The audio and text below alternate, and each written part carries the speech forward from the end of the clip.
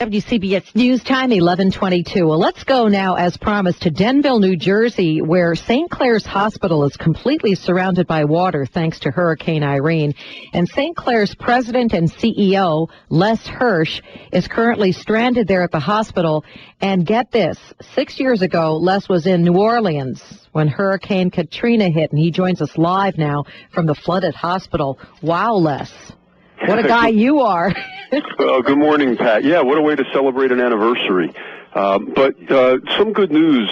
We've had some receding of the flooding overnight, and now we are not surrounded the way we were last evening, and had some pleasant views this morning as we looked at the road and the water had receded. So St. Clare's in Denville is now accessible. We are not on emergency divert any longer, and thankfully we're no longer an island.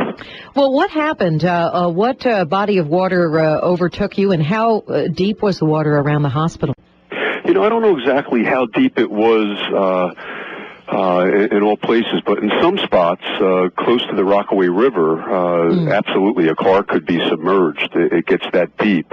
And then what also happened this time, because of the tremendous amount of water that came with Irene, the parking lots across the street, which are also adjacent to the Rockaway River, as well as the fields that are across the street from the hospital, just a pretty sizable amount of geography, completely flooded, to the extent that last evening when we turned in for the night, Pocono Road was in the vicinity of the hospital, was completely underwater and inaccessible. I'm not sure how deep the water was on the street, but if somebody would have said to me last evening that I'd wake up this morning and go outside and see that the water had receded and the road was open there, I would have been shocked. Although there is still a portion of Pocono Road coming from the other direction, from the Route 46 direction from the Mountain Lakes area, that was still obstructed this morning with floodwaters. But at least there was one way in, and it's not quite as bad as it was last night, but we're still operating on in an emergency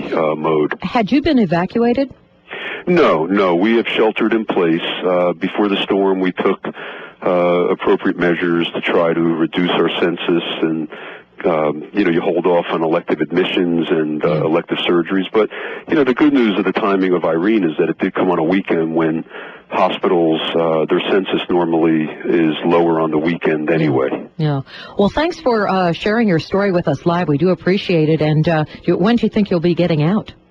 Well, hopefully tonight I'll be able to sleep at home. Like I said, we're still operating in an emergency mode, but we should be able to had staff able to come and go this morning. The one thing I will share with you that we are making public this morning is that we will evacuate our hospital up in Sussex, and we're getting ready to let the news media up there know, so you are the first to know about this. But we have been operating on emergency power. We do operate a hospital up in Sussex, in Sussex Borough. And we have, it's a smaller hospital. We have 14 patients in the hospital. And unfortunately, we've been on emergency power because there have been outages up there.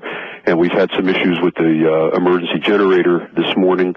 And we've made the decision that it'll be in the best interest of everyone to just temporarily suspend our operation there. I expect that we should be up and running again there within the next day or so. Is that we'll keep the public informed. Is that a St. Clare's up there in Suffolk? Yes, it is. Okay. We have 4 hospitals. We operate in Denville, in Dover, in Booton, and in Sussex, and that is our Sussex site. All right. Well, Les, thank you so much for going on live. We do appreciate it. All right, Pat. Good luck. Take care. All right. WCBS News Time, 11:26. We'll be back with business news, and abbreviated business